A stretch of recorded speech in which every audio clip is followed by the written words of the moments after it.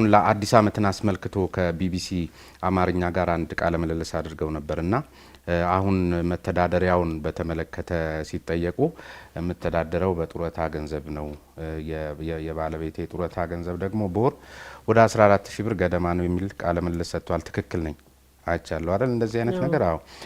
ስለዚህ ደግሞ አቶ መለስ ደግሞ በህይወት በነበሩ ሰዓት ደግሞ እርሶ ራስዎት እሳቸውም ጭምር ደሞዛቸው 6000 ብር አካባቢ እንደነበር ተናግረው ነበርና ጡረታ ለሁለት ይካፈላል እንጂ ይባዛል ወይ እንዴት የተደበላለቀ መረጃ ነው የሚልና እንደው ለምንድን ነው የሚያሙኙ ነው ዘሩ አዜብ አሁን እንደ እውነት በጡረታ ነው የሚተዳደሩት የሚሉ ሰዎች ብዙ ናቸውና ይንገሯቸው እንግዲህ።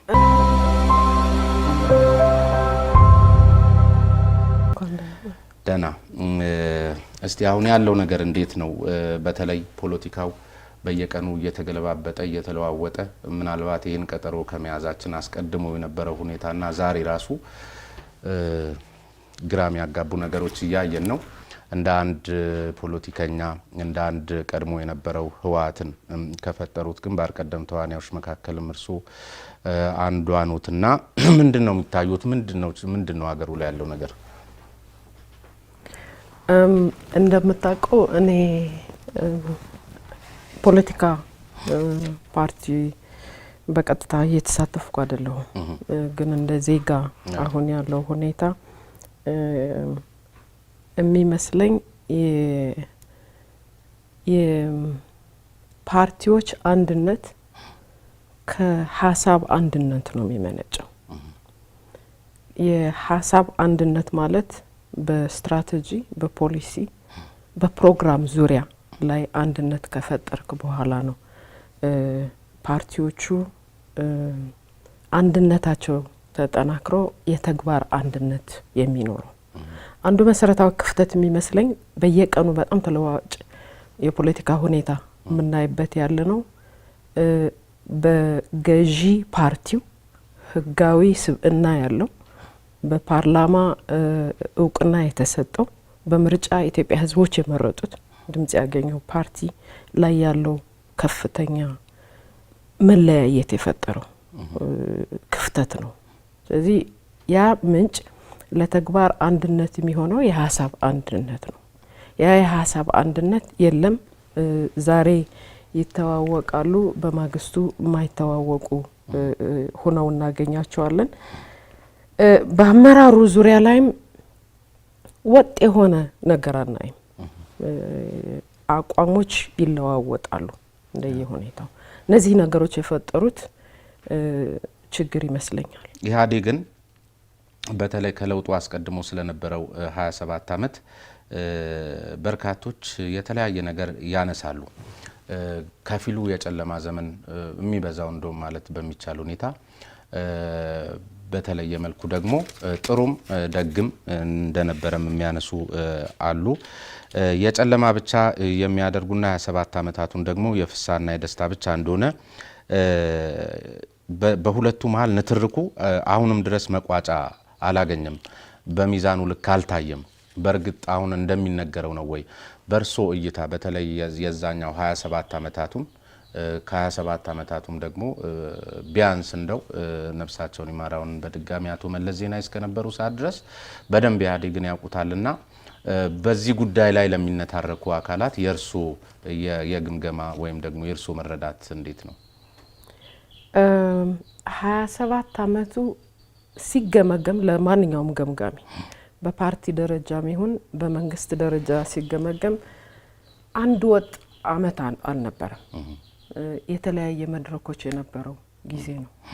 27 ዓመቱ ያንን የተለያየ ጊዜ ከፋፍለን ደካማና ጠንካራ ጎኖቹን ግራና ቀይ አይተን መፈረጅ ካልጀመርን ለዛ ነው አንዱ ያጨልመዋል፣ አንዱ ብርሃን ይሰጠዋል፣ ግማሽ ብርሃን ይሰጠዋል፣ አንዱ ጠቅላላ ጨልሞት ይሄዳል፣ አንዱ ደግሞ ቅድም እንደጠቀስከው ይመጣል። 27 ዓመቱ የተለያዩ መድረኮች ለምሳሌ በመጀመሪያው ኢህአዴግ ከድል ማግስት መንግስት ማቋቋም፣ ህገ መንግስቱን መቅረጽ፣ የተለያዩ የፖለቲካ ፓርቲዎች ያለው የሽግግር ዘመን ነው። ስሙም ሽግግር ነው፣ ስራውም ሽግግር ነው፣ በዛ ልክ ያንን ለማሟላት ወከባ የነበረበት ዘመን ነው። ሽግግር መንግስቱ ካለፈ በኋላና ህገ መንግስቱ ጸድቆ ራሱን የቻለ መንግስት ከተቋቋመ በኋላ ደግሞ የሀገራችን ኢኮኖሚ ሁላችን እንደምናውቀው በጣም የደቀቀ የደሸቀ ጦርነት ውስጥ የነበርንበት እድገት ዙሪያ ላይ ይህን ነው የሚባል ነገር ያልነበረበት አገር ስለነበረ በራሱ ከፍተኛ ፈተና ነው የነበረው። በጣም ከፍተኛ ደግሞ የደርግ ሰራዊትም የተበተነበት እና የሀገሪቱን ጸጥታ በተሟላ ደረጃ ማሟላትና የሀገራችንን ቀጣይ ፈጣን ተከታታይ እድገት ለማምጣት ስራ ላይ ያለ ደግሞ እንደገና ሌላ ፈታኝ ነገር የኤርትራ ጦርነት መጣ። የኤርትራ ጦርነትና መንግስት ከተቋቋመ በኋላ ጊዜው በጣም አጭር ነው ሁላችን እንደምናውቀው። እሱ ራሱ ያልታሰበ ወደ ሌላ አቅጣጫ ሁሉም ቀልቡ ባለበት የመጣ ሌላ ፈተና ነው። የራሱ ፖለቲካል ኢምፓክት ነበረው፣ ኢኮኖሚክ ኢምፓክት ነበረው፣ የጸጥታ ዲፕሎማሲ ኢምፓክትም ነበረው። ይሄ የራሱ ከፍተኛ ተጽዕኖ ነበረው። ከዛም አልፎ የፖለቲካ ተጽዕኖ ከውስጥ ከፓርቲው ላይም የራሱ የሆነ ችግር የፈጠረ ነው። አስፈላጊ ነው አስፈላጊ አይደለም ከሚለው ክርክር ተነስቶ ይህ ራሱ አንድ መድረክ ነው። ጊዜ ወስዷል። ከጦርነቱ ማግስት ተሀድሶ መጥቷል። ተሀድሶ የጦርነቱ ጠባሳና የተሀድሶ ማለት የፈጠረው ፖለቲካው ልዩነቶቹ የተፈጠሩት ደግሞ የራሳቸው ፈታኝ መድረክ ነው የነበረው። ይህን ከተሀድሶ በኋላ ነው እንግዲህ ግልጽና ወጥ የሆነ ፖሊሲና ስትራቴጂዎች የልማት ፖሊሲና ስትራቴጂዎች ነጥረው ለይቶ የወጡት። ከዛ በኋላ ይህ መሬት ይዞ በሚገባ ማየትና መለየት በማንችልበት ደረጃ ላይ ያለን ደግሞ የ97 ምርጫ ራሱን የቻለ ፈታኝ ነበር። ለፖለቲካ ፓርቲዎች የተሰጠው እድል በጣም ከፍተኛ ነበር። ያንን እድል አጠቃቀም ላይ የራሱ በተቃዋሚ ፓርቲዎች ላይ ክፍተቶች ነበሩት። ስለዚህ ከዛ በኋላ ይህን ሁሉ ውጣ ውረዶች ታልፎ ፈጣንና ተከታታይ እድገት ግን ህዝብ ሁሉም በየደረጃው ለእያንዳንዱ ዜጋ ሊደርስ እንደሚችል ተደርጎ የተቀረጸው የልማት ፖሊሲና ስትራቴጂ መሬት የያዘበትና በግልጽ ውጤቱን ያየንበት መድረክ ነው የነበረው። በዚህ ጊዜ ነው ዝም ብለን አዲስ አበባ እንኳን የምንኖርባትን ከተማ ስናይ ከቦሌ ኤርፖርት ወደ መስቀል አደባባይ ከ27 ዓመት በፊት ቃኛት ዶኩመንቱ ካለ እሷን አይደለም የምናገኘው። የህንፃዎቹ ብዛት የእድገቱ የስራው ውጤት ነው። አዲስ አበባን በአጠቃላይ ነባር ከተማው የአዲስ አበባና አዳዲስ ከተማዎቹ አዲስ አበባ እንደ ላፍቶ እንደ ማነው ይሄ ሪል ስቴቶች ያሉበት የተለያዩ ስናያቸው ሲኤምሲ የመሳሰሉትን ስናይ በጣም ከፍተኛ ስፋት ያለው ዘመናዊ በመንገድ የተገነቡ እናያለን። የእድገቱ ውጤት ነው። ይህኛው የጨለማ ጊዜ አይደለም የሚያሳየኝ። የታየው እድገት መቀሌ እናገኘዋለን፣ ባህር ዳር እናገኘዋለን፣ ጎንደር እናገኘዋለን፣ ሐዋሳ እናገኘዋለን፣ ድሬዳዋ እናየዋለን፣ ጅጅጋ እናየዋለን፣ ማነው ጋምቤላም ታየዋለን፣ አሶሳም እናየዋለን። ሁሉም ከተሞቻችን ላይ የምናየው ሰፊ እድገት አለ፣ የከተማ እድገት አለ። ከከተማው እድገት በላይ ግን ለኔ መሰረታዊ ትርጉም የሚሰጠኝ የሀገራችን አርሶ አደር ተጠቃሚ ለማድረግና አርሶ አደሩን ለማነቃቃት በኢኮኖሚ የአርሶ አደሩን ህይወት ለማሻሻል የተሰራው ስራ በጣም ከፍተኛ ነው። የጨለማ ጊዜ አልነበረም።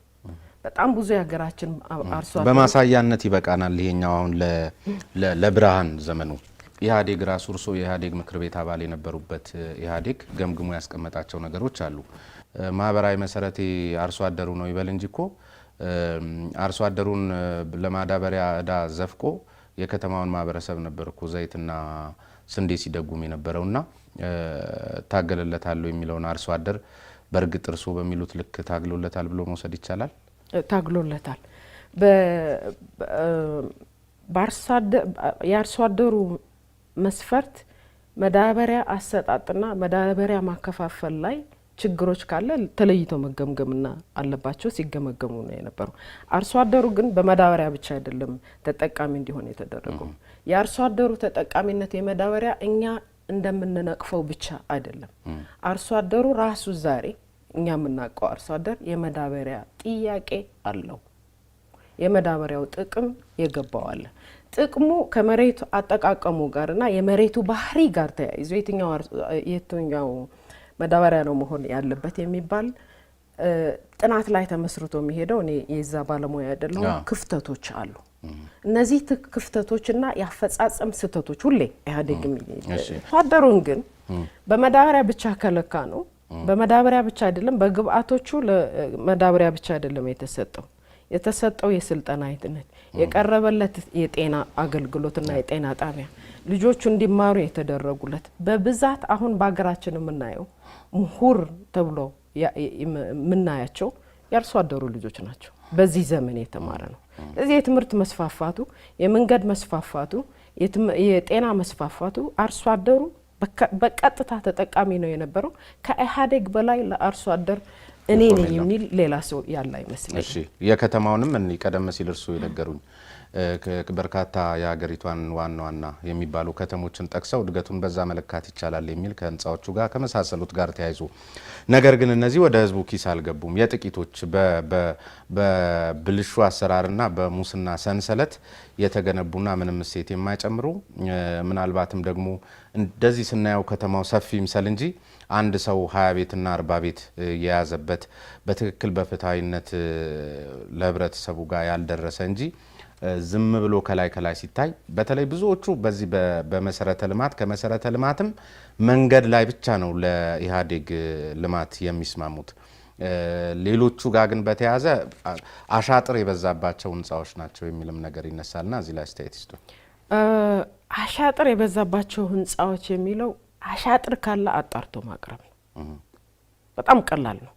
አሻጥሩን የሚያውቅ ይህ ህንጻ እንደዚህ ያሉ ህንጻዎች 40 ህንጻ የያዘ ሰው አላአግባብ የያዘ ካለ በአሻጥር ከያዘ ካለ 1 2 3 4 ብሎ ወደ ህግ ማቅረብና ማጣራት ነው። እሱ ላይ እኔ ልመልሰው አልችልም። በአሻጥር የተሰራው ይሄኛው ነው ብዬ ልወስድ ስለማልችል ብልሹ አሰራር በተሞላበት ወይ ሁሉም ጽድት ባሉ ነው የተሰሩት የሚል እያንዳንዱ የገነባው ራሱ ከየት አምጥቶ እንደገነባው ስለሚያውቅ እነሱ ነው መጠየቅ ያለባቸው። ግለሰቦች ናቸው ተጠቃሚዎች የሆኑት የሚለው ግን ኢህአዴግ በተቻለ መጠን ለከተማ ኗሪው የኮንዶሚኒየም ግንባታው እንደነዚህ ያሉ ገንዘብ ያካበቱት ወይ ሀብት ያካበቱት ከተማ ብቻ ሆና እንዳትቀር የኔ ጉሊት የሚያስተዳድረውና በጉሊት የሚተዳደረው እንዲኖረው ታስቦ በከተማዎቹ መሀል ላይ ከሀፍታም በሚኖርበት መሀከል ላይ የኮንዶሚኒየም ግንባታ የተገነባበት መሰረታዊ ውሳኔ በዚህ ምክንያት ነው። የኮንዶሚኒየም ቤት ግንባታዎች ጥራት ላይ ሂሶች አሉ፣ ያጋጥማል በእንደዚህ ያሉ ነገሮች። ቁልፉ መሰረታዊ ትርጉሙ ግን አሁን ላነሳው ጥያቄ ታስቦበት በተቻለ መጠን ደሃው ባለሀብት እንዲሆን የተሰራ ነው። ደሃው ከባለሀብቱ ጋር ጎን ለጎን እንዲኖር ነው። ያኔ ምንም ዜሮ ሀብት የነበረው ቀበሌ ላይ ተደራርቦ ሲቀመጥ የነበረው ሰው አሁን አንዱን ኮንዶሚኒየም ቤት ደርሶት ከሆነ 3 ሚሊዮን 4 ሚሊዮን የሚመዘን ቤት የያዘ ሰው ነው። ያ ኮንዶሚኒየም ደግሞ በስፋትና በፍጥነት ግንባታ ላይ መንግስት እየደጎመ ሲካሄድ ዘሮ አዜብ በቃ ኢህአዴግ ሁለንተናዊ ሆነ የተሟላ እስከነ ጉርለቱ እዚች ሀገር ላይ ጸጋ በጸጋ አድርጓት ነበር የሚል መንፈስ ያለው ነውና በወጣቶች በኩል ተጠቃሚ ከሆነ በቤት ልማት በኩል እርሱ በአርሶ አደር በኩል እርሱ እንዳሉት ከሆነ ታዲያ ምንድነው ህዝቡ ለምንድነው ኢህአዴግን እንዲጥልት ያደረገበት ምክንያት ምንድነው? መጥላት ብቻ አይደለም ራሱስ እንዲፍርክስክስ ያለበት ምክንያት ምንድነው? ቀደም ሲል እርሶም ነግረውኛል። ዜሮ ነው በሀሳብ ደረጃ በተለይ ከዚህ ከለውጡ ዋዜማ አካባቢ ላይ ዜሮ በመቶ ላይ ደርሶ የነበረበትና ማይደማመጡበት ቤት የኢህአዴግ ምክር ቤት የሴራ ምክር ቤት የነበረበት ሁኔታ አለ። ታዲያ ይሄን የመሰለ ልማታዊ መንግስት እርሱ በሚሉት ደረጃ ከነበረ ምንድነው እንደዚህ ፍርክስክሱ ነው ያወጣው? ይለያያሉ። መፈረካከሱ ምንጩ ምንድነው መነሻው ምንድነው ይለያያል። ጽድት ያለ የተሟላለት የገነት ምድር ፈጠረ ኢህአዴግ ደግሞ ነው ያላልኩ ገብቶ እርሶ ባሉት ልክስ እርሶ እኮ ያሉት ያሻግራል። አሁን እርሶ የነገሩን ነገር ያሻግራል። መቼም በዚህ ደረጃ እንዲግልብጥብጡ ነው ያወጣው። እኔ ያልኩት ተጠቃሚ ላደረገው ህብረተሰብ ክፍል እንዲጠቀም ሁሉም ዜጋ ፈጣን ኢኮኖሚያዊ እድገት ለመገንባት የተሰራው ስራ ውጤታማ ነበር። የተሟላና ጉድለት አለው ማለት ሌላ ጉዳይ ነው። ታዲያ ጉድለትን መሰረት ያደረገ አካል በዚህ ደረጃ ኢህአዴግን ይጠላዋል? ሁሉ ነው ወይ ኢህአዴግን የጠላ? የሚያስጠላው ልመልስል የጠየቀውን ጥያቄዎች ልመልስል። የተሰሩት ስራዎች ቀላል የሚባሉ አይደሉም በሀገራችን ታሪኮች። የተሰሩት ስራዎች ባለቤት የሌላቸው ሊቀሩ አይገባቸውም። በዘመኑ ኢህአዴግ የሰራቸው ስለሆነ መንገድ በጣም ይጣጣላል። መንገድ ለኢኮኖሚ መሰረት ነው፣ መነሻ ነው፣ መንደርደሪያ ነው። አርሶ አደሩ መንገድ ሳይኖረው ወደ ከተማ ሊገናኝ መንገድ ላይ በነገራችን ላይ አይጣጣልም። ብዙ መንገድን ሁሉም ከጫፍ እስከ ጫፍ በኢህአዴግ ስራ ላይ በተለይ ውጤታማ ብሎ ኢህአዴግን የከተማም ሆነ የገጠሩ ማህበረሰብ በጣም ከሚያመሰግንበት አንዱ መንገድ ነው። እሱ ላይ ብዙ እንትን ይለኛል። በቃ እዛ ላይ እንትን ካለ ሌላው ለምንድነው ኢህአዴግ ወደዚህ የደረሰው የሚለው አሁን ያለው አመራር ነው የሚመልሰው። ለማንኛው ግን መነሻው የፖለቲካ አመራሩ የፖለቲካ አመራር ብቃት ጉድለት ነው ወደዚህ ያደረሰው። ኢህአዴግ ግን ብቃት ሳይሆን ያለው እርሱም የነበሩበት ምክር ቤት በነበርኩበት ለውድቀታቸው መሰረታዊ ኳሏቸው ከነዚህ አኳያ እስቲ እናያቸው። ለምሳሌ አንዱ ጸረ ዲሞክራሲያዊነት ነው አንስታችሁ አውራ ፓርቲ ለመሆን ነው የሰራ ነው። መልቲ ፓርቲ ሲስተሙን አቀጭጨናል። ራሳችን ፓርቲ ጠፍጥፈን ሰርተናል። ከኢህአዴግ ጽህፈት ቤት እኮ ደሞዝ የሚቀበሉ ፓርቲዎች ተቋሚ ፓርቲዎች ሁሉ የነበሩበት ሁኔታ እንዳለ ነው በግምገማው ጎልቶ የወጣውና ከዚህ አኳያስ ኢህአዴግ ጽህፈት ቤት የገመገመው ወደዛ ልመጣለህ ነው። የፖለቲካ አመራሩ የፖለቲካ አመራር ብቃት ጉድለቶች ውጤት ናቸው እነዚህ አሁን የጠቀስካቸው በጥቅልሉ ስናይ። ስለዚህ ፖለቲካ አመራሩ እያንዳንዱ አካል በተሰጠበት የስራ ክፍል መስክ ስራውን አሸንፎ ብቃት ባለው መወጣት ባለመቻሉ የተፈጠሩ ችግሮች ናቸው እነዚህ። ይሄ ከኢህአዴግ ከገነባው የልማት ስራዎች ላይ በዲሞክራሲ እና ይሄ ሰውን የሚያንጫጫ ብዙ የሚናገርበት የሰብአዊ መብቶች የዲሞክራሲ ጥያቄዎች መሰረታዊ የዲሞክራሲ ጥያቄዎች ላይ በመሰረታዊ መተክሎቹ ላይ ተመልሰዋል። አፈጻጸሙ ላይ የተፈጠረው ክፍተት በየጊዜው ሳይታይ ለምሳሌ የመልካም አስተዳደር ጥያቄ የኢህአዴግ መሰረታዊ ችግር ነው ተብሎ ተቀምጧል።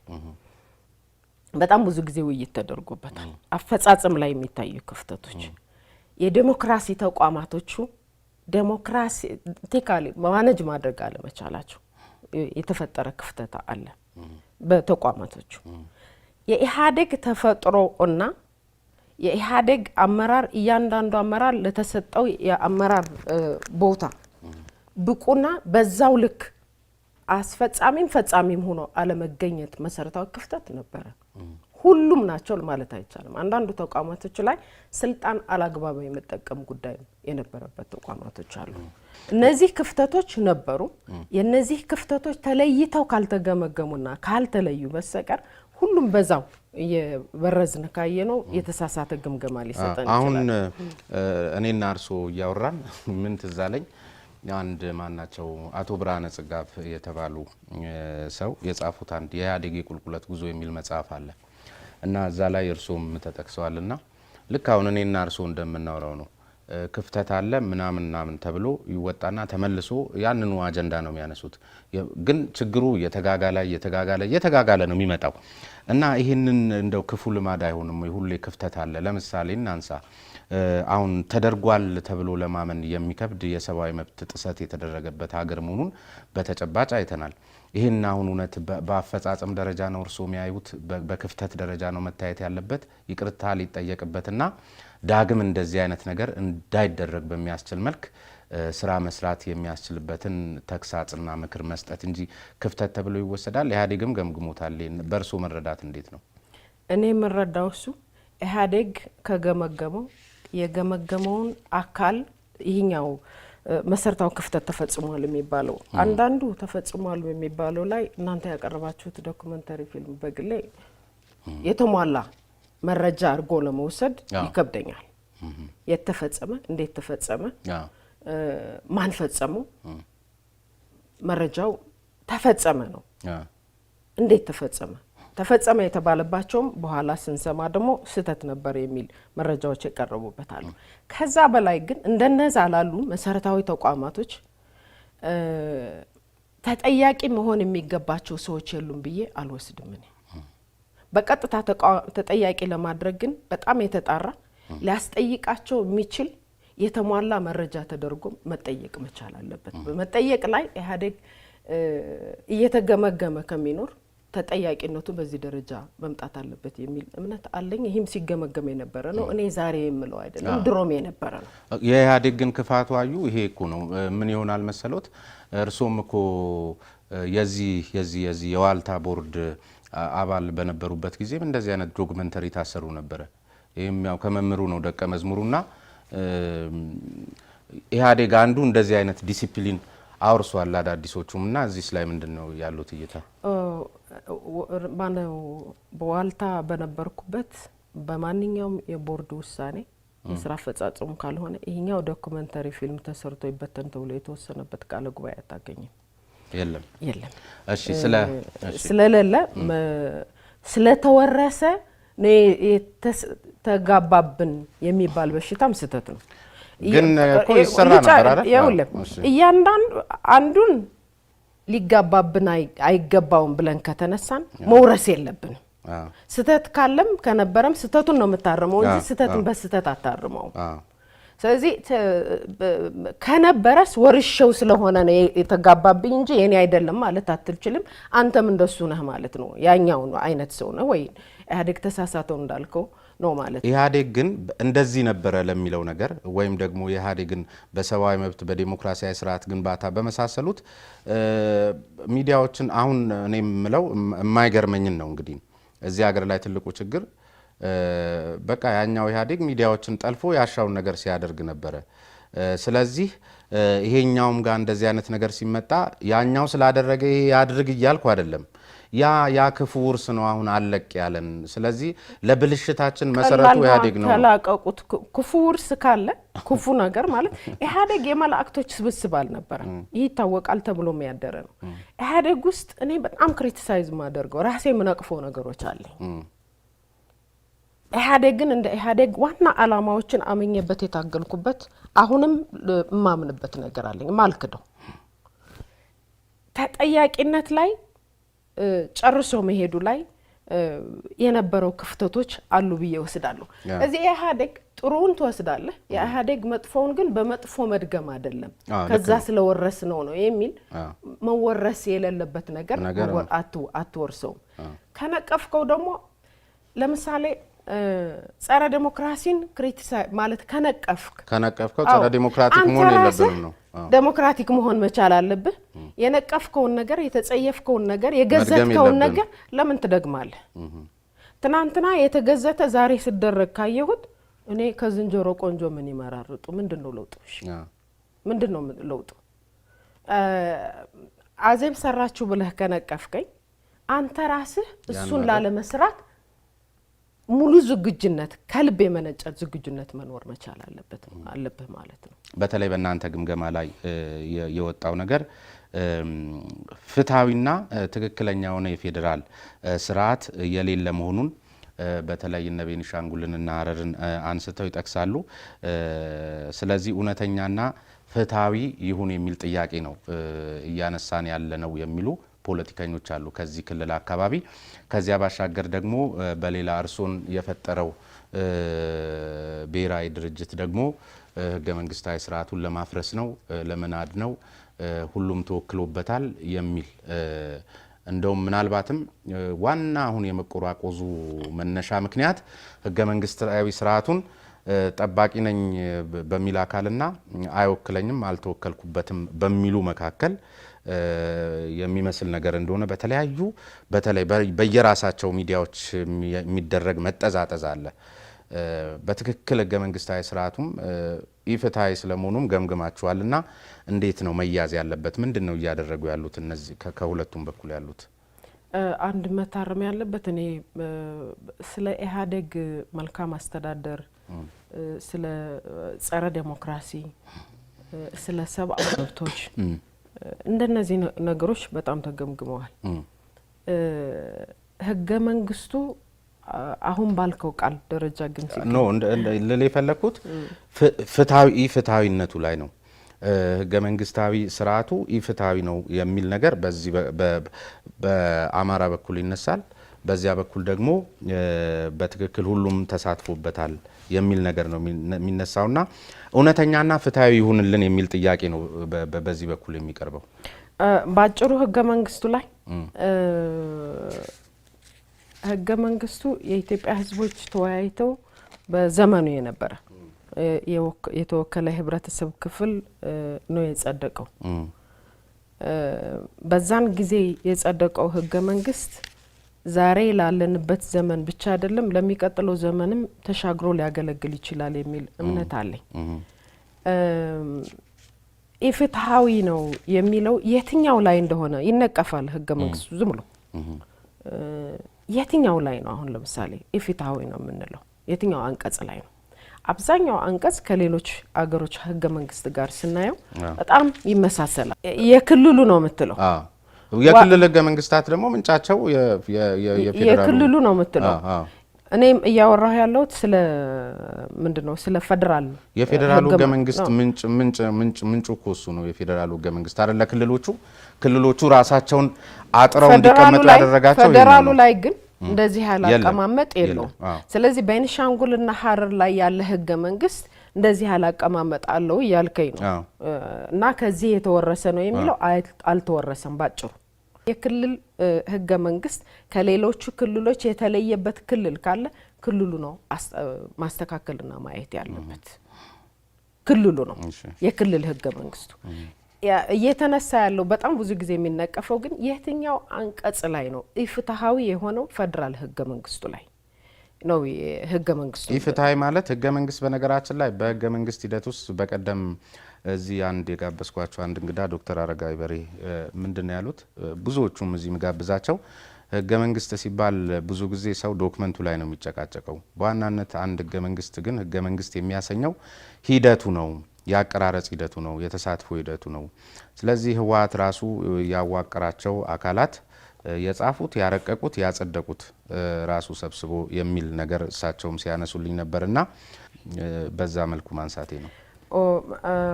አንዱ መረጃ የአማራ ክልል ያገለለ አልነበረም ህገ መንግስቱ። እስቲ ማሳያ ዶክመንቶቹን ማምጣት ነው። ህገ መንግስቱ ውይይቶች ላይ ለምሳሌ ከዶክመንቶቹ ላይ አንዱ ህገ መንግስቱ ውይይቶች ላይ የተሳተፈው የአማራ ክልል ተወካይ ያልነበረው ነው ወይ ህገ መንግስቱ የጸደቀው ነው? አሁን ቃለ ጉባኤውን ሳየው በተለይ የአዲስ አበባ አካባቢ አዲስ አበባን ይወክላሉ የተባሉ አካላት ዝም ብሎ የሆነ ቆርቆሮ የተቀደደባችሁ ነው አሳድሱ ተብሎ ለሌላ ምክንያት ሰብስበው ህገ መንግስቱን ተወያይተውበታል ተብሎ የታለፈ ነው። ማን ነው ሻለቃ ማን ነበሩ እኮ ነበሩ። እሳቸው ናቸው ይሄንንም የመሰከሩት። ኦኬ እሳቸው በጣም ይከራከሩ ነበር ህገ መንግስቱ ላይ። የአዲስ አበባ ተወካይ ናቸው። የአማራን ህዝብ እንደ ህዝብ አግልሎ የጸደቀ ህገ መንግስት ግን አይደለም። የአማራ ህዝብም ተወካይ ነበረው። አሁን ምንከራከረው እነማን ተወክለው ነበረ ከሆነ ዶክመንቱንና መረጃዎችን ይዞ አንድ ባንድ ማጣራት ነው። በጣም ቀላል ነው። አንድ የህብረተሰብ ክፍል በጣም ከፍተኛ ሰፊ ክልል አግልሎ ህገ መንግስቱ ጸድቋል ከሆነ ክርክራችን ፍጹም ስህተት ነው፣ ፍጹም ጸረ ዴሞክራቲክ ነው ከሆነ በመረጃ ግን በመረጃ ነው ልጨርስ። ቆይ በመረጃ ፍጹም እውነት አለመሆኑን ደግሞ አንድ አያይዘው እንዲመልሱልኝ ነው። አስታውሶታለሁ፣ አይረሱም። ፍጹም እውነት እንዳልሆነ ደግሞ አንድ ደሞ ከአማራ ክልል አንድ አመራር ጋር ደግሞ እንደዚሁ ቃለ መለልስ አደርግ። ለምሳሌ እሺ የአማራ ተወከለ ተብሎ እንዴ አሁን ሻለቃ አድማሴ ያሏቸው ሰው እኮ ያንዳንዱን አንቀጽ እንዲሆን የፈለጉት አካላት ዶሚኔት አድርገው ለምሳሌ 100 እጅ ወጥቶ ከተወራ በኋላ ነው አንድ ያ ተወከለ የተባለው አካል እንደ ጠብታ እድሉ የሚሰጠውና በተጽዕኖ የተሞላና የጥቂት ግለሰቦችን ፍላጎት ሊያሟላ በሚችል መልክ በተጽዕኖ ስር የወደቀ ውይይትም ነበር። ውይይትም ከተባለ ነው እንግዲህ ያ እንደዛ ብሎ መረጃ የሚሰጥ ሰውዬ እሱን እያቀረበ ነው። እኔ ደግሞ እንደ ዜጋ ይህን እያቀረብኩ ነው። ሌላው ደግሞ እንደ ዜጋ ሌላ ሊያቀርብ ነው። ስለዚህ ዳኛ ይጠይቃል ማለት ነው ነገሮችን አጣርቶ እንትን ለማድረግ እገሌ እንደዚህ ብሎ ነበር፣ አዜብ ደግሞ እንደዚህ እያለች። ስለዚህ ዶክተር ማን ነው ቅድም የጠቀስካቸውም እንደዚህ ብለው ነበር። ህገ መንግስት በተሳትፎ ነው እንጂ በይዘቱ አይመዘንም የሚለው ህገ መንግስት አመንጩ አካል ወይ ጸሐፊዎቹ ህገ መንግስቱን ያረቀቁ አካላት 1 ወይ 2 ወይ 6 ወይ 20 ሊሆን ይችላሉ። እነዛ ያረቀቁት ታፍኖ እስካላለፈ ድረስ ህብረተሰቡ እስከ ተወያየበት ድረስ ተወያይቶ በጊዜው የነበረ ህብረተሰቡ ያጸደቀው ከሆነ ዴሞክራቲክ ሂደቱን ተከትሏል። በዚህ ሂደት አዲስ ስለሆነ ያጎዳደሉ ነገሮች ካሉት ደግሞ ጸድቶ መውጣት መቻል አለበት። መለያየት ግን አለባቸው ነው ማለት። አሁን ልዩነቱ የሚያንጫጫው የህገ መንግስቱ ያረቃቀቅ ሂደት ጉድለት ነበረው ከሆነ መተን በስተት ህገ መንግስቱ አንቀጾቹ የተሟሉ ናቸው ማለት ነው። ምን ጨቃጨቅበት ስንመጣ እውነት ነው ብለን እንወሰድና ስንመጣ ስናረቀው ሂደቱ ጉድለት ነበረው። መጥቶ ተጽፎ እንደ ሰነድ ተሰንዶ የወጣው ህገ መንግስት ግን የተሟላ ነው ማለት ነው። በስተት ተሟልቶ ወጥቷል ማለት ነው። እሱ ላይ ነው የማይገባኝ ክርክራችን። ሁሌ የምንነሳው ህገ መንግስቱ እዚህ ቦታ ላይ እንደዚህ ያለ መስተካከል አለበት፣ መታረም አለበት። ሲወገዝ ሰማዋለሁ። የሚወገዘው የሚኮነነው የትኛው ላይ ነው ስትለው ግን ብዙ ጊዜ ሰው አይመልስልህ። እሱ መመለስ መቻል አለበት። አሁን እንዳልከው ደግሞ እየተባለ ያለ ሂደቱ ላይ አሳታፊ አልነበረም ከሆነ ደግሞ እሱም ለይተን ነው ማምጣት ያለብን። አሳታፊ አልነበረም፣ ነገር ግን ይህ ስንት ነውሮች አሉት መልሰን እንሳተፍለት ማለትም ሊቻል ይችላል። አሁን ላለው ትውልድ እኔ ባጭሩ ህገ መንግስቱ ግን ብዙ ጊዜ ሲነሳ መሰማው አንቀጽ 39 ነው። ከአንቀጽ 39 ውጭ ብዙ ርግማን አልሰማም። ይሄኛውም ማለት ነው መሰማው አንቀጽ 39 ላይ ቢጻፍም ባይጻፍም እንኳንና እንደ ኢትዮጵያ ያለ አገር በኢኮኖሚ የበለጸጉ ያስተሳሰብ አንድነት አላቸው ተብሎ የሚታመንላቸው የዛሬ 6-7 ነው 8 ዓመት በፊት ስኮትላንድ ጠይቀዋል። ስለዚህ ቢጻፍም ባይጻፍም እነዚህ በጣም በኢኮኖሚ በጣም የተሳሰሩ በጣም በሐሳብም በጋራ የበለጸገ እንትን ያላቸው የመገንጠል ጥያቄ ያነሳው። ለዚህ ለመገንጠል ጥያቄው ነባሩ ትውልድ አይደለም ያነሳው፣ ወጣቱ ትውልድ ነው ቮት ያደረገው። እና እኛ ህገ መንግስት ላይ መጻፉ ምንድነው ችግሩ? ግን ችግሩ እኮ አሁን እንደውም ከአንቀጽ 39 ወደ ሌላ ዙር አሁን የሰብአዊ መብትና የዲሞክራሲ መብቶች የሚባሉት ያፈጻጸም ችግር ቢኖርባቸውም አንቀጾቹ ላይ ብዙ ተቃውሞ የሌላቸው አካላት ይበዛሉ። አሁን ግንዛቤው የተፈት ግን በዋናነት በተለይ በመግቢያው አካባቢ ያሉት ጥቂት የሚመስሉ ነገር ግን ደግሞ አጠቃላይ ማዕቀፋቸው የአብዮታዊ ዲሞክራሲ ቅጂ የሆነ ለአብዮታዊ ዲሞክራሲ እጅ የሚሰጡ አንቀጾች ናቸው የሰፈሩት። እነዚህ ደግሞ አጠቃላይ ከብሔር ብሔረሰብ ጋር የተያዙት አጀንዳዎች፣ ከቡድን መብት ጋር የተያዙት አጀንዳዎች ሀገሪቷን ቅርቃር ውስጥ የሚከቱ የአብዮታዊ ዲሞክራሲ የአንድ ሳንቲም ሁለተኛው ገጽታ አንቀጾች ናቸው በሚል ብሔር ብሔረሰቦቹ አብዮታዊ ዲሞክራሲ አልፈጠራቸውም። ከአብዮታዊ ዲሞክራሲ ከመምጣቱ በፊት ተፈጥሮ የቆዩ ናቸው። እውቅና መስጠት ስህተት የለውም። ስለዚህ አብዮታዊ ዲሞክራሲ የጠፈጠፋቸው ብሔር ብሔረሰቦች አይደሉም። ቋንቋቸውም፣ አፈጣጠራቸውም፣ ባህላቸውም፣ ይዞታቸውም፣ ታሪካቸውም እዛው ተፈጥረው የቆዩ ናቸው። እውቅና መስጠቱ ስህተት የለውም አሉ ማለት እውቅና ብቻ መስጠት እና የአቤታው ዴሞክራሲ ግልባጭ ነው የሚለው ስህተት ነው ልልህ ፈልጌ ነው። የአቤታው ዴሞክራሲ ግልባጭ አይደለም የብሔር ብሔረሰቦቹ ነጸብራቅ ነው እንጂ እሱ ግልባጭ አይደለም። ለምሳሌ ልንገሩትን የአቤታው ዴሞክራሲ ግልባጭ ለመሆኑ ብሔር ብሔረሰቦች ራሳቸውን በራሳቸው የማስተዳደር መብት የሚሰጥ ህገ መንግስት ነው ያለን። በምክር ቤት የሚወከሉበት ድምጻቸውን የሚያሰሙበት የመሳሰሉት ብዙ ነገሮችን እድል እዛ ጋር ይሰጣቸዋል። በዚህ መልኩ ደግሞ ዴሞክራሲያዊ ማዕከላዊነት የሚባል ነገር አለ። ዴሞክራሲያዊ ማዕከላዊነት ደግሞ ስልጣኑን ከምክር ቤት ወስዶ ለስራ አስፈጻሚ ከስራ አስፈጻሚው ከኢህአዴግ ምክር ቤት ወይም ደግሞ ከምንድነው ከማዕከላዊ ኮሚቴ በታች ስልጣን ያለው ስራ አስፈጻሚ ከማዕከላዊ ኮሚቴ ነጥቆ ምናልባትም እንደውም በብዙ መገለጫው የዴሞክራሲያዊ ማዕከላዊነት እርሶ በነበሩበት ግምገማና ብዙ ሂሶች ሲሰጡበት በነበረው ግምገማ ላይ በአግባቡ የተንጸባረቀ እርሶም ሀሳቡን የገለጹበትና ስልጣን በአግባቡ በተዋረድ የማይሄድበት ተጠላልፎ መጥቶ እየጠበበ አንድ ሰው ጋር እንዲደርስ የሚያደርግ አሰራርና ራሱን በራሱ የበላ አይነት አስተሳሰብ ነው የሚባል እኔ ያልኳቸውን ከሌላ ጋር ህገ መንግስቱ ላይ እንምጣና ወደዛ በኋላ አመጣልሃለሁ። ህገ መንግስቱ ላይ የተቀመጡት ለብሔር ብሔረሰቦች መብት የሰጠ ነው የመጀመሪያ የጠቀስከው። አዎ እውቅና የሰጠ ነው። አዎ ፓወር አንድ ማዕከል ላይ ከሚሰበሰብ በራሳቸው በስልጣን እንዲኖራቸው ያደረገ ነው። እኔ ሳየው ደግሞ በጣም ሰፊ ዴሞክራሲያዊ እድል የሰጠና የስልጣን ክፍፍሉን በጣም ያሰፋ ብዬ ነው ወስደው። በዚህ ይጠመኛል፣ እኔ በጣም ይመቸኛል። አንድ ቦታ ላይ ስልጣን ከሚጠቃለል ስልጣኑ በተዋረድ እንደሚሄድ ይፈቅዳል። ልክ ነው። አዎ እሱን ግን አብዮታዊ ዲሞክራሲ ወረሰበታ። ምን ማለት ነው አብዮታዊ ዲሞክራሲ? ያጠባዋል። በዲሞክራሲያዊ ማዕከላዊነት ሽባ ያደርገዋል። ያን በየቦታው የእውነት ራሳቸውን ሲያስተዳድሩ ነበር። በቃ እሱን ልምጣል ወደ ግምገማ ካመጣው አሁን ችግሩ እሱ ላይ ነው የሚምታተው። ያ ነገር ከወሰድ ነው እንዳለ በግምገማ ላይ እየጠበበብን ነው ከሆነ የግምገማውን ስርዓት ማሻሻል ነው። እዚህ ህገ መንግስቱ ላይ ያለ ችግር አይደለም ችግሩ ማለት ነው።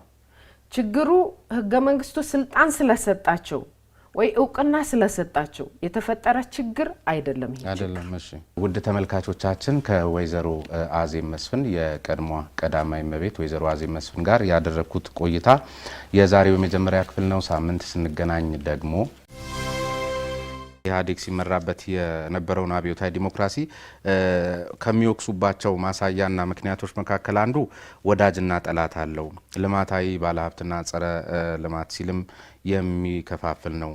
የመይቴክን ያልመራውን ለመይቴክ ልመልስ አልችልም። ህወሓት ህገ መንግስታዊ ስርዓቱን የመጠበቅና የማዳን የሚል መድረክ ሲጠራ እንደምታው የፌዴራሉ መንግስት ወይም ደግሞ ሶስቱ እህት ድርጅቶችና ሌሎች አጋር ፓርቲዎች ህገ መንግስታዊ ስርዓቱን በመናድ ሂደት ላይ ናቸው እንደማለት ነው የሚል እንደምታ ሰጠው። ልክ አይደሉም የሚል አለ፣ ልክ ናቸው የሚል አለ። የርሶ ተጣብቆ ዝም ብሎ ገብቶ የነበረ እንጂ በሐሳብ አንድነት ፈጥሮ ስላልገባ አንዱ አብዮታዊ ዲሞክራሲ ይቀበላለሁ ብሎ ይገባ፣ ሌላው አብዮታዊ ዲሞክራሲ ከዛሬ ጀምሮ አልቀበልም ያለ ነው። አንድ ላይ የኢህአዴግ ጉባኤ የተሰየመበት እዚሁ ከባል መኖርና መሞቱ ፓርላማ እንደሱ ነበር ሲሰራ የነበረው እርሱ በሚሉት ልክ እንዴት እኔ ፓርላማ ሰርቻለሁ እኮ በትክክል የህብረተሰቡን ሀሳብ ክልሎች ለምሳሌ በግምገማ እየተደበላለቀ ስለሆነ ነው መሰረታዊ ምሰሶዎቹ ሀሳቦችና የዕለት ተዕለት ስራ ለመፈጸም ወይ የሚደረጉ ግምገማዎች ላይ አንዱ ያነሳው ነጥብ ላይ እውነታዎች አሉት። ለምሳሌ መሰረታው መነሻው ክልሎች የራሳቸው ስልጣን አላቸው፣ የራሳቸው ወሰን አላቸው፣ አፈጻጸማቸውን ይገመግማሉ። አንድ ላይ ሲሰበሰብ ኢህአዴግን ወስደን ማለት ነው። አንድ ላይ ሲሰበሰብ እንደ ኢህአዴግ ይገመግማል። ሁሉ ሰው ስራውን ሰርቶ ይመጣል። ገምግሞ ደግሞ ስራውን ሊያስፈጽም ይሄዳል። የዕለት ተዕለት ስራውን የሚያስፈጽመው ፋክት በዚህ ህገ መንግስትና በዚህ ስርዓት ከፍተኛ ስልጣን ያላቸው ክልሎች ናቸው ከፌደራል ይልቅ ክልሎች ለፌደራል ስልጣን ለክተው ሰጡት ይባላል እንትን ባለው ስለዚህ ከዚህ አንፃር ስናየው ዴሞክራቲክ ነው ካፈጻጸም አንፃር ስናየው ደግሞ ይሄ በግምገማ በእንትን የሚሆነው ትርፍ የሚሄዱት ነገሮች አሉ የሉም አሉ ነበሩ መስተካከልም ያለባቸው ጉዳዮች ናቸው እነሱ ናቸው እድገቱንም ሊያቀጭጩት የሚችሉ ማደግ በሚችልበት ደረጃም እንዳያድግ እንቅፋት እንትን የሚያደርጉበት ይሄኛው ምናልባት ከውስጠ ዴሞክራሲ የፓርቲው ትግል ጋር ቅድም አነሳሽው ያልከኝ እኔ ማነሳው የነበረ የፓርቲው የውስጠ ዴሞክራሲ ትግልና ነጻነት እየጠበበ መምጣቱ የፈጠረው ችግር ነው የሚል አቋም ነበረኝ አሁንም እሱ ነው አቋም እሺ ህገ መንግስቱ አይደለም ፖሊሲው አይደለም አብዮታዊ ዴሞክራሲ ስለሆነም አይደለም እስቲ አብዮታዊ ዴሞክራሲና ያነርሶ በተሟላ እስከነስተቶቹም ቢሆን የብርሃን ጊዜ ነበር የሚሉትን የኢህአዴግ ጊዜ ኢህአዴግ ሲመራበት የነበረውን አብዮታዊ ዴሞክራሲ ከሚወክሱባቸው ማሳያና ምክንያቶች መካከል አንዱ ወዳጅና ጠላት አለው ልማታዊ ባለሀብትና ጸረ ልማት ሲልም የሚከፋፍል ነው መረን የለቀቀ ጣልቃ ገብነትም ሲያሳይ ነበር በሚል በተለይ ሜቴክንም ያነሳሉ ከነጻ ገበያውም ጋር ተያይዞ ጊዮንን መሸጥ የሚገባው ኢህአዴግ ወይም በኢህአዴግ በኩል የመጣው ሜቴክ ወይም ሌላ የነጻ ገበያ ኢኮኖሚ ስርዓቱ ጊዮንን መሸጥ ሲገባው ሬቬራንና ኢምፔሪያል ሆቴልን ሲገዛ የነበረ መረን የለሽ ስርዓት የነበረበት ሁኔታ ነው ሲሉም ነው የሚወክሱትና በርሶ ግምገማ ይሄን የሚያነሱ አካላት ልክ ናቸው ብለው ያምኑ በተወሰነ ደረጃ ልክ ነው ማይቴክ የተቋቋመበት ማይቴክን ያልመራው ለማይቴክ ልመለስ አልችልም ግን ማይቴክ የተቋቋመበት አላማ ይሄኛው አይደለም ማይቴክ የተቋቋመበት መሰረታዊ አላማው ግዙፍ ነው ያ ግዙፍ ኢትዮጵያን የኢንዱስትሪ እድገት ለማፋጠን ራስን ለመቻል ሲባል የተቋቋመ ግዙፍ ድርጅት ነው አዲስ ተቋም ነው አዲስ ተቋም ሆኖ ተነስ ሲባል ተነስቶ የሄደበት የራሱ ምክንያት አለው የሚሊተሪ ባክግራውንድ ስላለው በደግ ሲባል ብድግ ብሎ መነሳቱ ነው ወጣው ረዶች ሊያጋጥመው ይችላል ይሄ የያንዳንዱ አንዱ ሆቴል ግዢ አንዱ ሆቴል አለመግዛት አለመሸጥ ምሳሌ ነው ማንሳቴ ልጨርስ እና መሸጥ ማይቴክ ሊወቀስ ከሆነ ማይቴክን በተቀመጠለት መሰረታዊ አቅጣጫ ሳይመራ ሲቀር ወይ ስተቶች እንደዚህ ያሉ ክፍተቶች ሲያጋጥሙት ወጣ ገባ ሲኖርት የማስተካከል የመመለስ የተቆጣጣሪው አካል ኃላፊነቱ ነው በተዋረድ ለሁሉም የሚመለከት ነው እንኳን የሚመልሱት የሚናገሩት ተቋም ነበር ሜቴክ የእውነት እናውራ ከተባለ እሱን ጠይቃቸው የሚናገሩት መመለስ ያቃታቸው ሰዎች ከነበሩ የሚናገረው ያቃተው ከነበረ ስልጣን የተሰጠው ሰው አንተ ስልጣን ከተሰጠ ስልጣንህን አለመጠቀም ያንተ ስተት እንጂ አዘብ ስተት አይደለም ወይም የስርዓቱ አይደለም ወይም የስርዓቱ ችግር አይደለም ስልጣኑ ተሰጥቶ ስልጣኑ ከተሰጠኝ ወይ ሰራበታለሁ ወይ ጥየወጣለሁ ከተሰጠ ስልጣኑ የሰጠህን ወሰን መጠቀም መቻል ያንተና ያንተ ብቻ ነው አንድ ሰው ካላሽን ደቅኖ ቢያስፈራራህም ለምንድን ነው የምትፈራው ስለዚህ ማይቴክን መናገር የሚችል ፍጡር አልነበረም የሚለው ፓርላማው ቁጭ ብድቅ ሲያረጋቸው ነበር አይደል ዩኒፎርም ለብሰው ሲመጡ ዩኒፎርማቸውን ቀይሩ ብላቸው አይደል ፓርላማ የፓርላማ አይነት ድፍረት ሰው እንዴት አጣ በደረጃው ማለት ብስለት ነበረው ወይ ዲቤት የሚያደርግበት በጥልቀት ነገሮችን አይቶ ለመገምገም ያስችል ነበር ሌላ ጉዳይ ነው ግን ፓርላማው ሞክሯል ይሄ እንግዲህ ከኃይለ ማርያም ያመራር ዘመን ጋር የተያያዘ ነውና እንዴት ነበር ግንኙነታችሁ ትንሽ የሆነ በመካከላችሁ አለመግባባቶች በሌላም ነገሮች አሉ የሚባል ነገር በተለይ የሳቸውን ስልጣን እሱ የሆነ አላመኑበትም የሚል ነገር በተወሰነ መልኩ በተለያየ ዘገባዎች ላይ ተመልክቻለሁና ቤቱን አለቅልም እስከ ማለት የሚደርስም ጸብ ነበራቸው የሚሉም ነገር ይነሱ ነበርና በእርግጥ በሚባለው ደረጃ በማከላችሁ ልዩነት ነበር ወይ የእርሳቸውንም አቅም ይጠራጠሩት ነበር ወይ የሚባለው ነገር ሰምተውት ሊሆን እንደሚችል እርግጠኛ ነኝና ልክ ነው ሲባል የነበረው ነገር ሁሉ እውነት የተከሰተ ነገር ነው። እኔና ኃይለ ማርያም የግል ጠብ የለን። ኃይለ ማርያም የድርጅት ሊቀመንበር ሆኖ ማገኘው ከስሩ እኔ በቀጥታ የዕለት ተዕለት ስራ የሚመራ ውስጥ አልገባሁም። የመንግስት ተቋምን ይመራል፣ ፓርቲውን ይመራል። እኔ የነበርኩበት ሌላ ቦታ ላይ ነው። በቀጥታ ኃይለ ማርያም የሚመራው ቦታ አይደለም። ስለዚህ ግንኙነታችን የምንገናኘው ወይ በኢህአዴግ ስራ አስፈጻሚ ስብሰባ ላይ ነው ወይም ደግሞ በኢህአዴግ ምክር ቤት ነው። በኢህአዴግ ምክር ቤትና በኢህአዴግ ስራ አስፈጻሚ ስብሰባዎች ላይ የመጣውን አጀንዳ በኃይለ ማርያም ዘመን ብቻ አይደለም መለስ በሚመራበትም ከድሮ ጀምሬ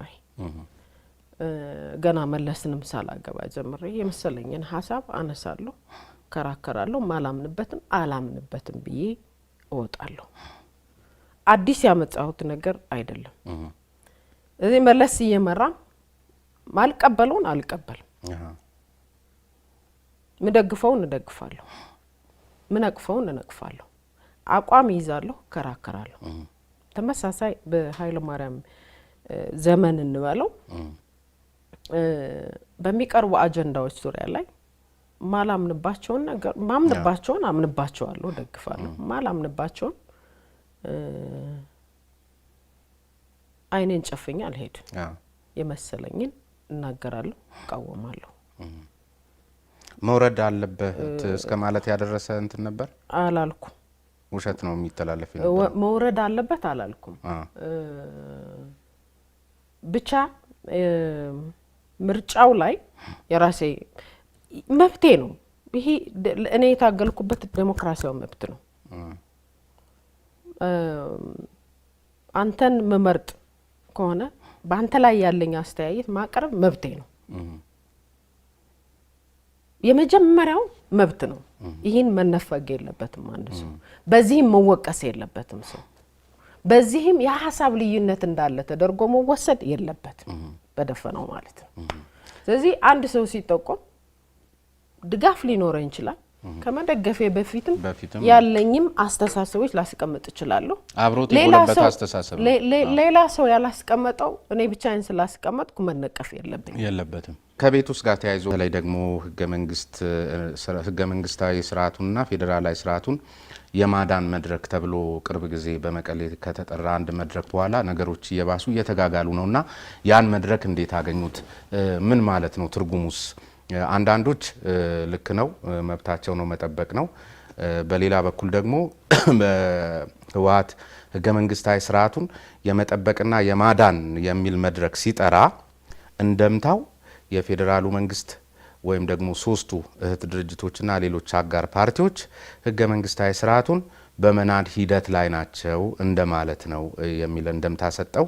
ልክ አይደሉም የሚል አለ፣ ልክ ናቸው የሚል አለ። የርሶ በፖለቲካ ውስጥ እንደነበሩት ሰፊ ቆይታ ይቺን ሀገር እንግዲህ ወደ ተሻለ ደረጃ አድርሰዋል የሚባሉ መሪም ባለቤት ነበሩና በጣም ለፖለቲካውም ለትንታኔውም ቅርብ የነበሩበት ሁኔታ ስላለ እንደነዚህ አይነት ነገሮችን የሚረዱበት ፖለቲካዊ ምልከታው ከኛ የተሻለና ላቅ ያለ ሊሆን ስለሚችል መረዳቱን እስቲ።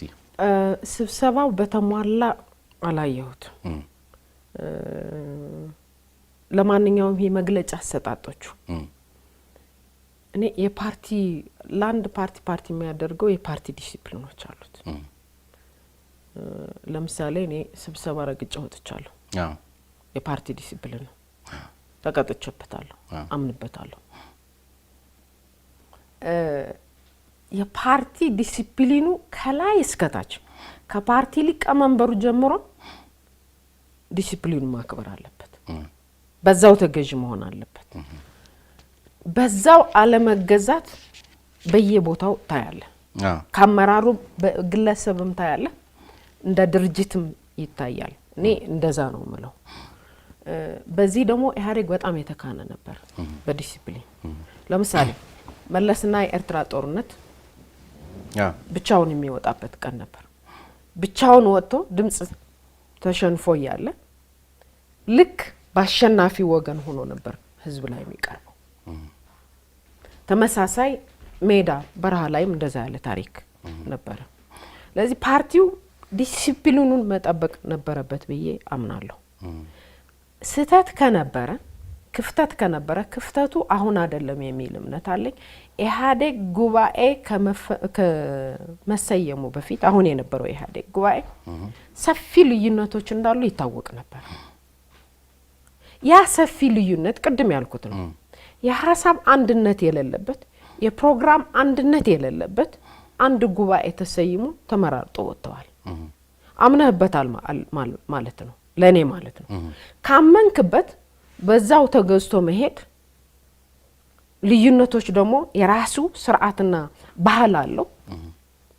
ቤት ውስጥ ገብቶ ደግሞ ማጥበብ መጀመሪያ ግን መሰረታዊ ክፍተቶች የነበሩት መስሎ ነው የሚሰማኝ። ሰፊ ጥላቻ እና አንዳንዱ ወደ ጆኖሳይድ ማለት ብሌም የሚደረግበት በጣም ህዝብና የፖለቲካ አመራሩ ማይለይበት ከፖለቲካ አመራሩም ከፓርቲው ማይለይ ድብልቅልቅ ያለ ነገሮች ታያለ። በዚህ ሰዓት መጽዳት ነበረበት። መጀመሪያ ለማንም አይጠቅም። ወቃሹን በልኩ እንዲወቅስ የሚወቀሰውን ፓርቲ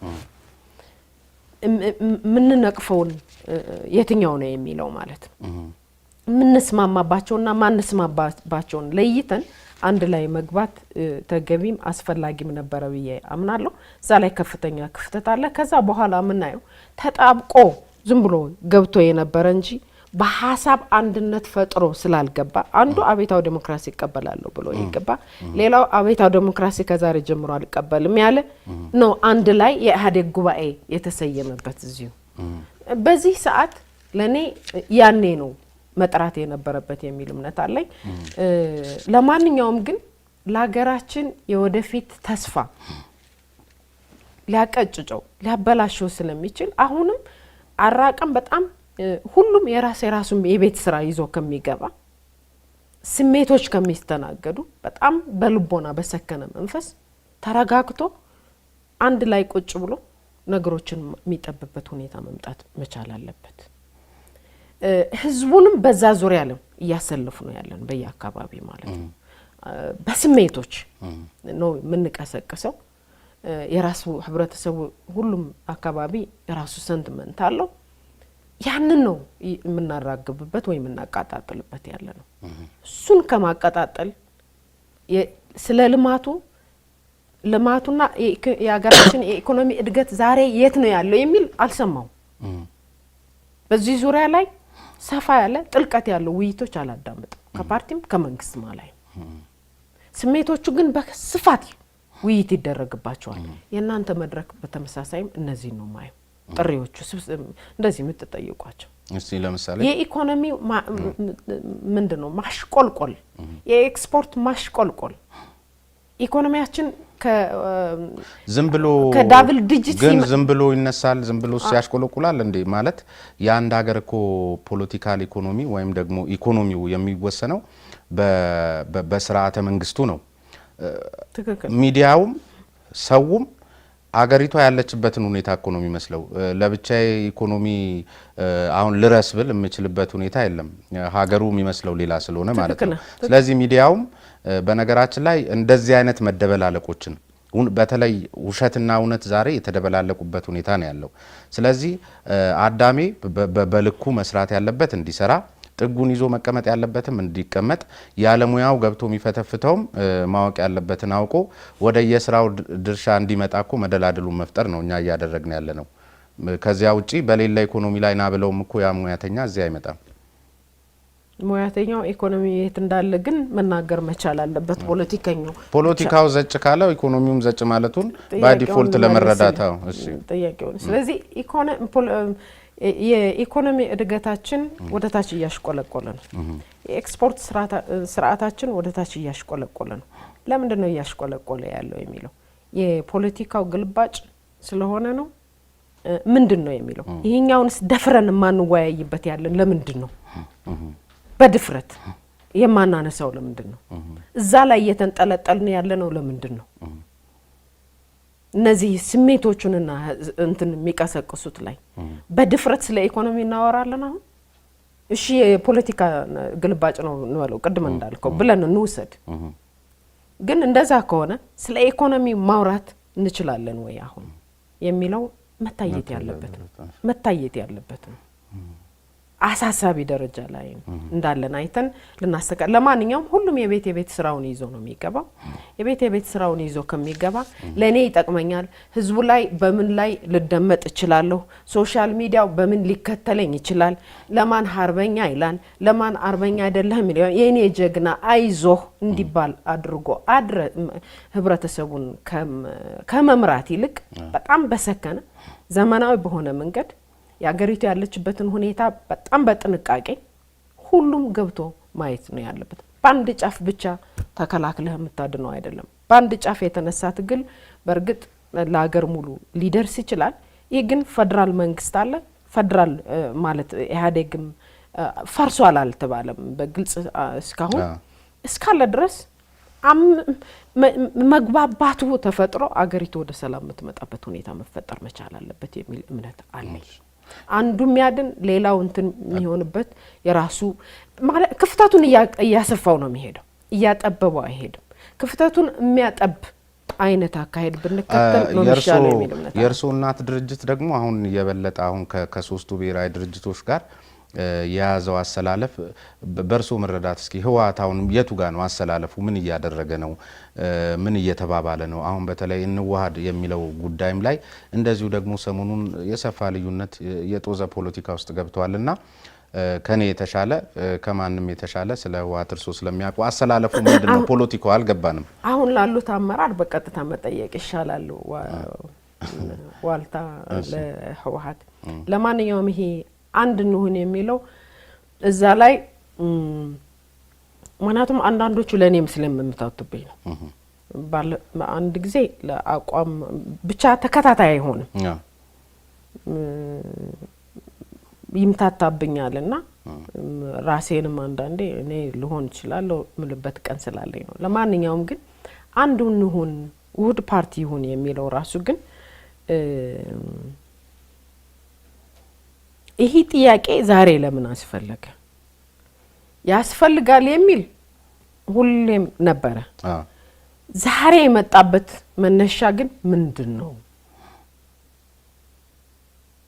በድንገት ነው ለኔ በፍጥነት የመጣው የትኛው ይሄን ውሃድ ነው ውህድ ፓርቲ ነው የሚለው ራሱ አሁን አላያይቶ ያለው በፊትስ ሲነሳ አልነበረም ከዋሳው መድረክ ጀምሮ አቶ መለስ እንደው ማስመረውበት የነበረ ጉዳይ አልነበር ዘግይተናል ብለው ዘግይተናል እንኳን አልሰማው ብለዋል በጉባኤ ላይ እንዴ ወይ ልንገር አምስተኛው ጉባኤ ላይ የውህድ ፓርቲው ይኑር የሚለው ሁሌም ነበር ከመጀመሪያ ጀምሮ በሂደት ማለት ያ ያስተሳሰብ አንድነት ተፈጥሮ በጣም ጠንካራ የተሳሰረ ኢኮኖሚ ተፈጥሮ ያ የተሳሰረው ኢኮኖሚ ደግሞ የተሳሰረ ጠንካራ ህብረተሰብ ይፈጥራል እንኳንና ውህድ ፓርቲ ኢህአዴግ ራሱ አላስፈላጊ እስከሚሆንበት ደረጃ እንሄዳለን መሰርታዊ እንትኖች የሚቀመጡ ስለዚህ ይሄኛው ያኛውን አሳይመንት ለመፈጸም አይደለም ዛሬ የመጣው በግልጽ እንነጋገር ያኛው አሳይመንት ከሆነ በጣም ቀላል ነው ጉባኤ ሰይሟል ጉባኤ ከጉባኤ እስከ ጉባኤ ያለው የአመራር ዘመን ጊዜ የዘመኑን አመራሮች መርጧል እነዚህ የዘመኑ አመራሮች አራቱ ብሔራዊ ድርጅቶች ሆነው የመረጧቸው ናቸው በዛ ነው የሚተዳደሩት ጉባኤ ላይ ሄደው ይሄኛውን አጀንዳ አብሰልስለው ቆይተው ጉባኤ ላይ ሄደው ነው የሚያፈርሱት ከፈረሰም ይሄ ሊሆን ከሆነ ግን ነባራዊ ሁኔታው ተሟልቷል አልተሟላም አንድ ፓርቲ ለመሆን የሚለውም መታሰብ መቻል አለበት በአንድ ፓርቲ ኮማንድ ውስጥ ገብተን መሄድ እንችላለን ብለን ካመን ማለት ነው ይሄና ፌደራል ስርዓቱ ሳይደበላለቅ መሄድ የሚችልበትም መቻል እንዳለበትም ታሳቢ ተደርጎ ማለት ነው ስለዚህ የዛሬ አመጣጡ ጉባኤ ተሰይሞ አንድ አመት ነው ያደረገው ከዛ ወይ ጉባኤው ላይ መታየት ነበረበት እኔ የምለው ማለት ነው። ፕሮግራሙ ማለት ፓርቲው ያጸደቀው ፕሮግራም ይሄኛው ነው የሚመራበትም ይሄኛው ነው። ለዘመን ቅድም የጠቀስኩት ነው። በጉባኤም ነው የሚሻረው ያደረጃጀት ለውጥ ማለት ነው። ያ ያደረጃጀት ለውጥ በአራት ወይ በአምስት ፓርቲዎች ከነበረ በአንድ ሆነን ልንሄድ ወስነናል። በዚህ ዝርዝር ነገሮች ውይይት ተደርጎበት ሀሳብ ተብላልቶ በየደረጃው ወርዶ ካድረም ተወያይቶበት የሚመለከተኝ የሚለው አስተያየት ሰጥቶበት ነው መሆን ያለበት የሚል እምነት አለኝ። ከዛ ከሆነ የተነሳው ቁናታዎች ይኖሩታል።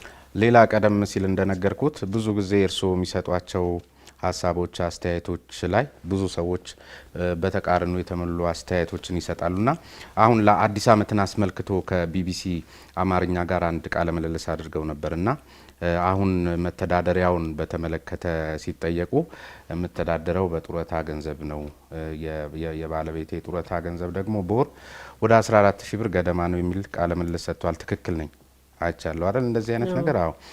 ስለዚህ ደግሞ አቶ መለስ ደግሞ በህይወት በነበሩ ሰዓት ደግሞ እርሶ ራስዎት እሳቸውም ጭምር ደሞዛቸው 6000 ብር አካባቢ እንደነበር ተናግረው ነበርና ጡረታ ለሁለት ይካፈላል እንጂ ይባዛል ወይ? እንዴት የተደበላለቀ መረጃ ነው የሚልና እንደው ለምንድን ነው የሚያሙኙ ነው ወይዘሮ አዜብ አሁን እንደ እውነት በጡረታ ነው የሚተዳደሩት የሚሉ ሰዎች ብዙ ናቸውና ይንገሯቸው እንግዲህ። በጣም ተደጋጋሚ የመለስኩት ጥያቄ ነው። ካሁን በኋላ ለራሴ የሚበጀኝን ስራዎች ልሰራ ነው። ዋና ገቢሽ ምንድነው ከተባለ ገቢህን ነው የምትጠቅሰው። ካላሳመናቸው ላላሳመናቸው አዝናለሁ። እውነታው ግን እሱ ስለሆነ ተደጋግሞ የተነሳ ስለሆነ ስለሱ ሰልችቶኛል፣ አላወራም። በተባዛ ወይ የሚለው ግን የኑሮ ድጋፍ የሚሰጠው ደህና አድርጎ ተሻሽሏል። አጭር እንትን ባጭሩ ማለት ነው። ከመለስ በኋላም ጨምሯል። እሺ ሌላ እዚሁ ቃለ ምልልስ ላይ አንድ ቀልቤን የገዛ ነገር አግኝቻለሁ። ስለ ሰው ቀድጄ ልልበሰው የሚለውን የአስቴር ዘፈን እዚያው ላይ እዚያው አልበም ላይ ደግሞ እና ያጅቦ ወይ ስራን አይሰሩ ወይ ሰው ያሰሩ የሚለውንም እንደሚወዱት ተናግረዋልና በጣም መሰረታዊ ምክንያት እንደሚኖረው እርግጠኛ ነኝ። ቦታ ላይ የሚተናኮልህ በጣም ብዙ ነው። ባለፈው በጣም ከፍተኛ ፈተናዎች ገጥመውኛል። ወደዛ ዝርዝር ልገባ አልፈልግም። በዛ እሱን እያወራ መኖርም አልፈልግም። እኔም የሚመስለኝ ብያለሁ፣ ሌላውም የሚመስለው ብሏል። ተገቢ ነው የምለው መድረክ ካለ የምናገረው ብዙ ነገሮች ይኖሩኛል ወደፊት እና ለኔ የሚመቸኝ ዘፈኖቿ እንደየመድረኩ ነው። በተለይ ይህ ዘፈኗ ግን በጣም ይስማማኛል። ስለዚህ እሱንም ወደፊት መድረኩ ዝርዝር ላይ ስገባ ገልጸዋለሁ። እሺ ሌላም ከሚነሳቦት እንግዲህ እኔ ያነሳለው ወደፊትም ይሁን አሁን መመለስ ያለቦትን መመለስ ስላለቦት ከይፈርትም ጋር ተያይዞ የአቶ መለስ ባለቤት ባይሆኑ ኑሮ የይፈርት መሪ ሊሆኑ የሚችሉበት እድል የለም። ይፈርትን የሚያህል ግዙፍ ድርጅት የመምራት አቅሙም ብቃቱም የላቸውም ብለውም የሚከራከሩ አሉ። የእርሶ መልስ ምንድነው? መምራቱ ብቃቱም ዝግጁነቱም የላቱም የሚሉት በመረጃ ማቅረብ ነው የሚሉት ማለት ነው። የመለስ ባለቤት በመሆኔ መሆን የምገባኝን ሳልሆን ቀርቻለሁ ነው። እኔ ደግሞ በግልባጩ እንደዚህ ያለ አባባሉ ግን ትምክህተኛ አባባል ነው። ደግሞ እንደ መለስ ታግያለሁ፣ እንደ ማንኛውም ታጋይም ታግያለሁ። እንደ ማንኛውም ታጋይ ታግዬ ስመዘን የነበርኩት በስራዬ ነው። ስለዚህ በባለቤቴ የተሰጠኝ ስጦታ ሳይሆን በስብዕናዬ ሰርቼ አረጋግጬ የተቀበልኩት ስራ ነው። ፈተና ነው የነበረው ስራው። ያንን ፈተና ደግሞ ከማንም ከዛ በፊት ወንዶች ከነበሩበት በላይ በከፍተኛ ውጤት ለውጤት ያበቃሁት ነው ከመለስ መስዋዕት በኋላ በተለይ። ስለዚህ በአንድ በኩል የትምክህተኞች አባባል ነው።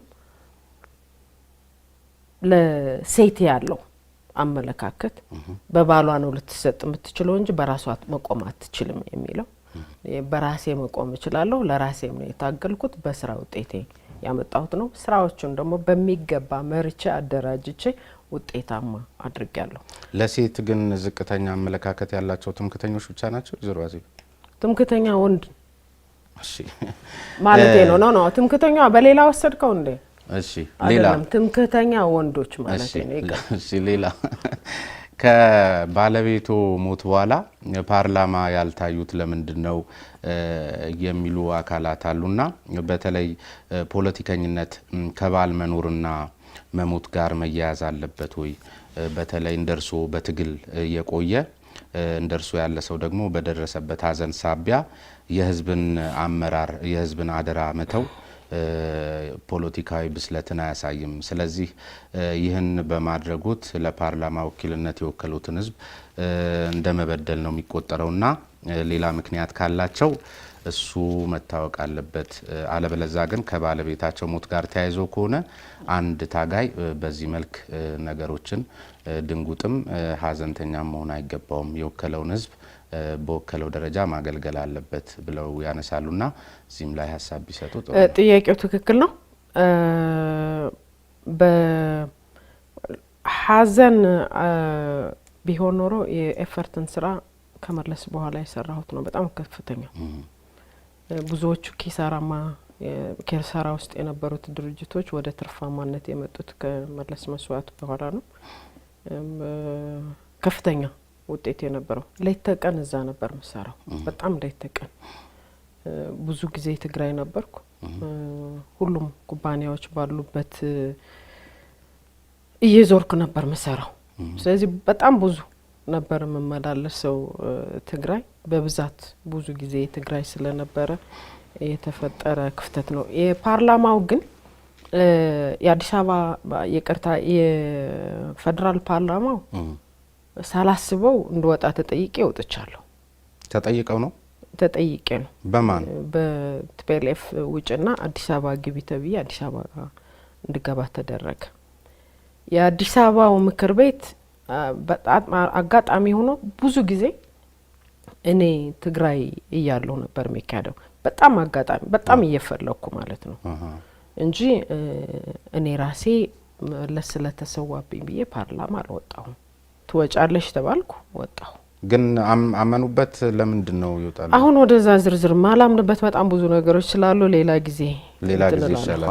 እሺ ሌላ አንድ ግን በጣም እኔም አግኝቼውት መጠየቅ ያለብኝ ለራሴም በጣም ሳነበው ብዙ ነገሮች ስለተመለከትኩ የኢህአዴግ የቁልቁለት ጉዞ የሚለው መጽሐፍ አንብበውት ይሆን? አነበቡት? እሺ እዛ ላይ ብዙ የእርሶ ስም ስለነበር ካነበቡት እንደው እንዴት አገኙት መጽሐፉ? ከሌላ ሰው ወይ ከነበረበት ሰው መረዳት የመጽሐፉን ትክክለኛነት በሚዛኑ ለማየት ስለሚመች እኔ ያነበብኩት ልክ ነበር ወይ ብዬ ውስጥ እንዲቀበልም እንዳይቀበልም የሆኑ የተገዳደሩኝ ነገሮች ስላሉ ሌላውን በዚህ ልክ እንዳይሆን በርሶ እይታ እንዴት አገኙት መጽሐፉን? ሙሉን አልሄድኩበት መሀል ላይ አቋርጫለሁ። ሙሉን ስላላነበብኩት ጠቅልሎ ለመግለጽ ይከብዳል። ምን ታክቶት ነው ወይስ ለምን አቆሙት? ለምን አቋረጡት? አንዳንድ ቦታ ላይ ያ የሰለቸኝ እዛ አጀንዳ ስለነበረ መልሶ እሱን ምደግም ነው የመሰለኝ። ተጨማሪ እውቀቱ እንትን ላይሆን ይችላል ብዬ ከዛ አልጨረስኩትም። አንዳንድ ሂደቱ እዛው የነበረውን በብዛት ተገልጿል መጽሐፉ ላይ ትንሽ እንትን ምለው ያ የነበረው ተደጋጋሚ ስብሰባ ተጠያቂ የሚሆኑ አንዳንድ ሰዎች ከመከበር ይልቅ እንዲፈሩ ሲደረጉ የነበሩ ሰዎችን በሚገባ አላየም ብዬ ወስደዋለሁ መጽሐፉ። በመጨረሻ በተለይ ከስብሰባዎቹ ጀርባ እና ስብሰባዎቹ ላይ ያው ጠንቁ የመተካካት ስትራቴጂ ነው እዛ አስቀምጦታል ተደጋግሞ የሚመጣው ለሁሉም ችግር እሱ ነው የፈጠረው። በዚህ ምክንያት የተፈጠረ ነው። ግን አንዱ ጉድለት ምለው የመረጃ እጥረት ብቻ አይደለም፣ ሊሆን ይችላል። አንዳንድ ሰዎች ላይ በትክክል መግባት ነበረባቸው እንትኑ ላይ እና መሰረታዊ ክፍተቱ ይሄ ጥልቅ ተሐድሶ እየተባለ የመጣው ጥልቅ ተሐድሶ የሰዎች ፍለጋ ነው የነበረው። ሆምወርኩን እስከሚጨርስ ያልተጨረሰው የመጀመሪያው ጥልቅ ተሐድሶ መጣ። መጀመሪያ ከጉባኤ በኋላ የጉባኤ አጀንዳ ለማስረጽ ተብሎ መጣ። አመቱን ሙሉ ስብሰባ ነው የነበረው። እንደገና አናቱ ላይ ጥልቅ ተሐድሶ ተብሎ ደግሞ እንደገና መጣ። ጥልቅ ተሐድሶ ደግሞ አንዳንዶቻችን አልተገኘንበትም አንድ ቦታ ላይ እንደገና ተመልሶ ደግሞ ጥልቅ ሆኖ መጣ። ይሄ ነው ድግግሞሽ ነው። ግን ያን ድግግሞሽ ሲፈጥሩ የነበሩ አካላትና በዚያ ደረጃ በተለይ በርሶ ላይም በተመሳሳይ መልኩ እንደዚህ ተጻፍ መልሳ ካልተጻፈ ወዘተርፈ በሚል እንትን እርሶን ቅርቃር ውስጥ ለማስገባት በተለያየ መንገድ ጥረት ሲያደርጉ የነበሩና ሴረኝነታቸውን በዚያው ግምገማ የተረጋገጠባቸው አካላት ዛሬም ግንባር ቀደም በሆነው የፓርቲው የስራ ኃላፊነት ቦታ ላይ ተቀምጠዋልና ምን ይታዩታል ወደፊት የህወሓት ተስፋ በእንደዚህ አይነት ሰዎች ሲመራ? እኔ ህወሓት የውስጥ ዴሞክራሲ ትግሉ የታገልኩበት ድርጅት ነው። አላማውን አምንበታለሁ። ደስ ብሎ ከምትታገልበት ነጻ ሆነህ መናገርና በተናገርከው ጣጣ ማይመጣብህ መሆኑ ነው። መድረክ ላይ ጥለህ መውጣት። አሁን የተናገርከው ሊያቢሊቲ እዳ ነው፣ ተከትሎ ነው የሚመጣው። ቀኑን ይጠብቃል። አንተ ረስተዋል፣ ተይዟል፣ ይመጣል። ይህ ነገር ካልተስተካከለ በጣም አደገኛ ነው። የውስጥ ዴሞክራሲ ትግሉ ነጻና ፍትሃዊ ሆኖ ሰዎች በሐሳባቸው የማይጠቁበት ነጻ ሐሳባቸውን የማንሸራሸር ባህል መኖር አለበት ብዬ አምናለሁ። አንዳንዶቹ በያዙት ፓወር ልክ ነበር የሚለኩት። ለነሱ የተሰጠ ዴሞክራሲ ሰፊ ነው፣ ለሌላው የሚሰጠው ዴሞክራሲ በጣም ጠባብ ነው። እሱ መስተካከል አለበት ብዬ አምናለሁ። እሺ፣ አሁን ምን እየሰሩ ነው? ስለመለስ ስራዎች የት እያደረሷቸው ነው? ምን ቦታ እየደረሱ ነው? የሚሉት ነገሮች ላይ አንድ መረጃ በጣም ቢሰጡን ጥሩ ነው። ሌላ ጊዜ ብንገናኝ ይሻላል። ይቀር አስፍቼ ማለት ሰፍቶ ራሱን ችሎ ወስደው ይሻላል ከፈቃደኛ ከሆነ። እሺ፣ ምንም ችግር የለው፣ ይቻላል። ምናልባት በሚገባ ምን እየሰሩ እንደሆነ ማወቅ ያለባቸው ሰዎች ማወቅ ካስፈለገ ብዬ ነው። በየቀኑ መረጃ ካስፈለገ ሰጣለሁ። እሺ፣ ክቡራንና ክቡራት ተመልካቾቻችን በሁለት ተከታታይ ሳምንታት ከወይዘሮ አዜብ መስፍን ጋር ያደረግነው ቆይታ ይህንንና ሳምንትም የተከታተላችሁትን ይመስል ነበረ። እዚህ ድረስ ተገኝተው ወይዘሮ አዜብ መስፍን ለሰጡን ቃለ ምልልስ እጅግ በጣም ከልብ በመላው ተመልካቾቻችን ስም እናመሰግናለን። ሳምንት ስንገናኝ በሌላ ርዕሰ ጉዳይ በሌላ እንግዳ ነው የሚሆነው። እስካሁን አብራችሁኝ ስለነበራችሁ እጅግ በጣም አመሰግናለሁ። ስሜ ነባይ ፈርስ ነኝ። ሰላም ጤና ይስጥልን። ቻው። ወይዘሮ